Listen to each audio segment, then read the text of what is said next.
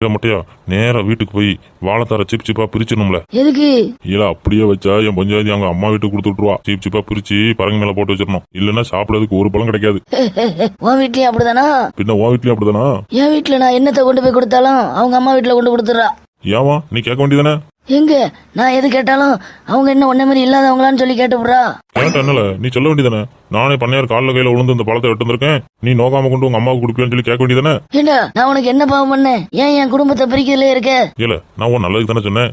ஏண்டா நான் வாய் பேசாம இருக்கனாலதான் 3 வேளை கஞ்சி கிடைக்குது, அதுலயும் மண்ணலி போட போக்கியா? இல்ல உனக்கு நல்லதே பண்ணக்கூடாதுல, இருந்தாலும் ஒளிஞ்சு போ. நீ ஒரு வெங்காயமா பண்ண வேண்டாம். போ போ, முதல்ல உன் வீட்டுல ஒழுங்கா பாரு, அதுக்கப்புறம் என் வீட்டை வந்து பாரு. இதாமல நாயை குளிப்பாட்டி நடு வீட்டுல வச்சாலும் அது மறுபடியும் போய் சாக்கடையில தான் உழவாங்க. அதான் உன் நிலைமை. ஆமா, இது எதுக்கு சொன்ன இப்போ? சும்மா சொன்னேன், கேட்டுட்டே வா. இல்ல சொட்டையா, என்ன கடைக்காரு கணத்துல கை வச்சுட்டு உட்காந்துருக்காரு? எங்க காட்டு. ஆறாமல உன் முன்னாடி தான் உட்காந்துருக்காரு. எங்கடா நீ வாழைத்தார நவுட்டு நேரம் என் மூஞ்சிக்கிட்டே இருக்கு. கண்ணும் தெரிய மாட்டேங்க, ஒண்ணும் தெரிய மாட்டேங்க. நானே உன் வேட்டியை பார்த்து நடந்து வந்துட்டு இருக்கேன்.